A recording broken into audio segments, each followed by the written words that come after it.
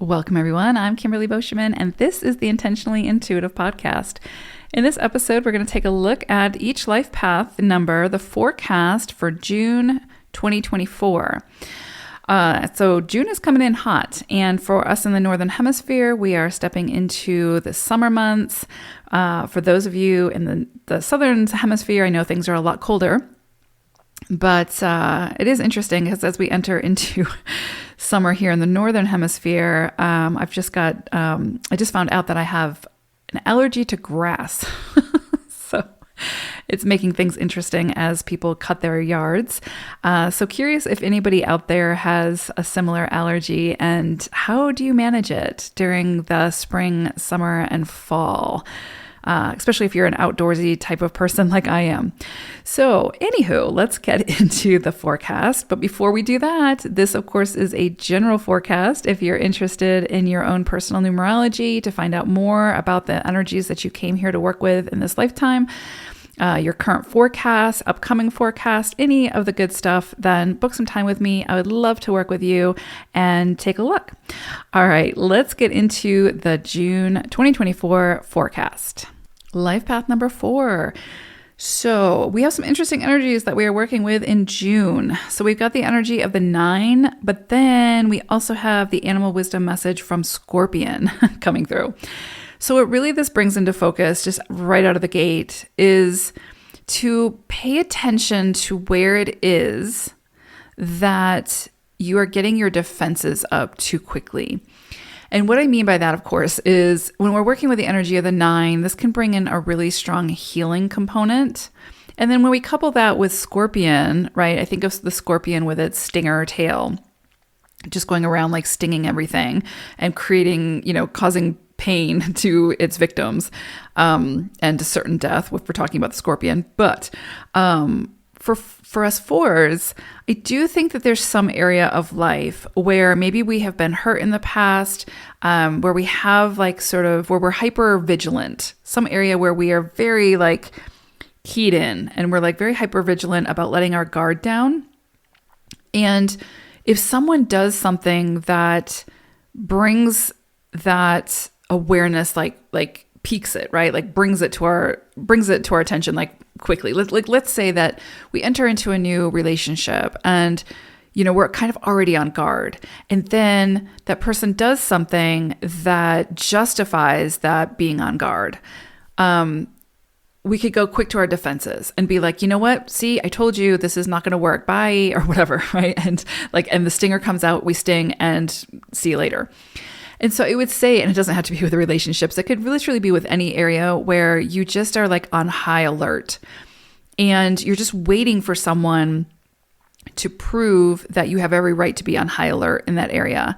And usually it stems from something from early childhood or from past traumas or whatever. But there's some area that's being brought to our attention where we are just hypervigilant and where our defenses go up real quick and we're quick to defend.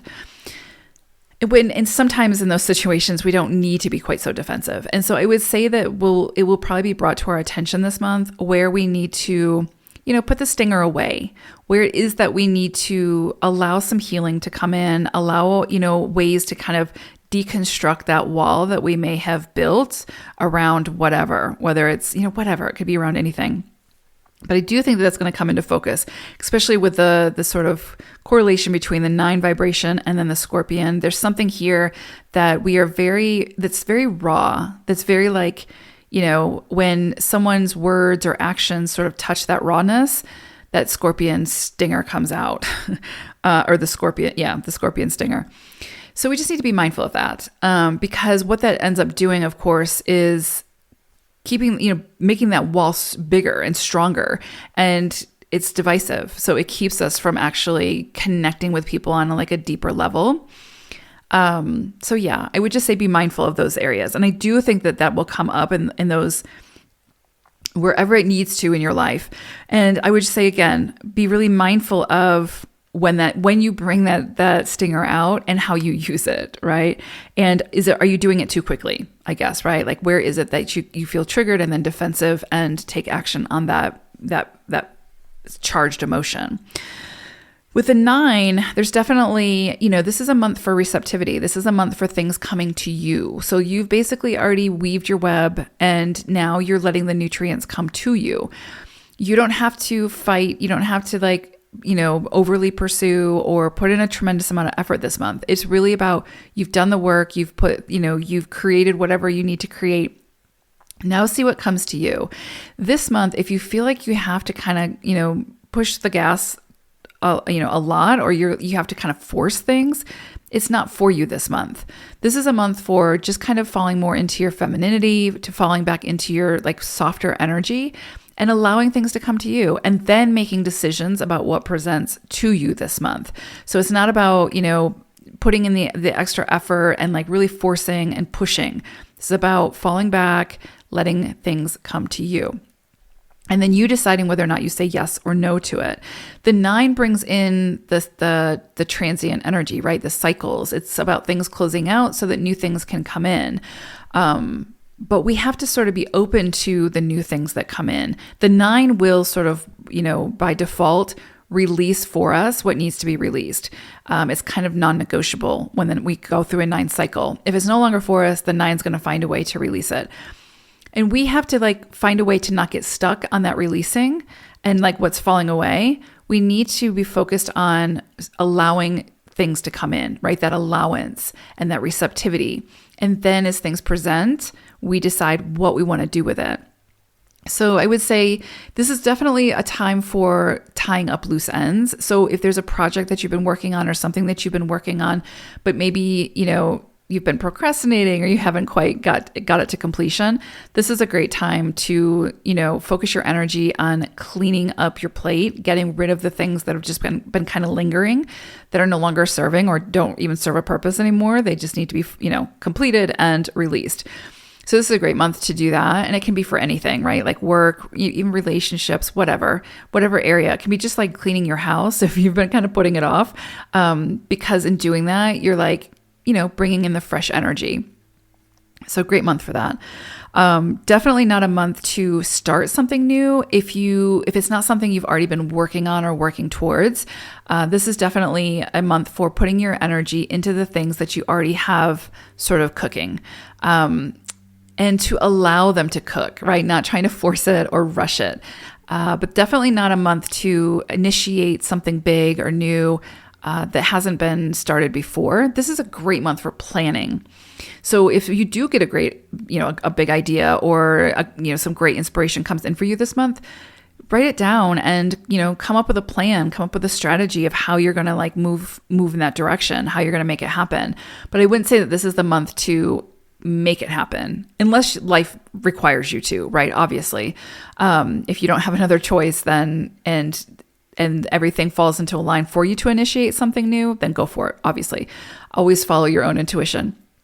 But if you can avoid it and kind of just focus on the things that are already, in process or the things that need to be completed, this is the month to do that. And like I said, I think that there could be some real strong healing themes coming up. Also, there could be some times this month where, you've got to check in with yourself and see, where is it that I need to continue to be persistent and be resilient, right? And check my strategy and make sure that I'm in it for the long haul and that I've got everything that I need. This is a really good time to kind of check in with yourself, like a checkpoint type of energy along the journey, and just make sure, how am I doing? How do I feel? Do I still want to be moving in this direction? Is my heart still in it? Do I still feel motivated to move in this direction? I might not be seeing the results just yet, but that's okay. But do I still feel aligned with this? So great month to check in with yourself and just make sure you have everything you need for the rest of your journey or for the next leg. So excellent journey there, or excellent energy for that there. The other thing I would say is rejuvenation. This is a great month to, rest and get rejuvenated, so that you can tackle whatever needs tackling next month when you step into a 1 cycle. So beautiful energies. Be mindful of that scorpion tail. Otherwise, I think it's going to be a very healing and very rejuvenating type of month, or it has the potential to be, where you can clear up, a lot of things off your plate so that next month, some big things can come in and you can take action on them. So I hope it's a great one. Take care, Fours. Bye for now.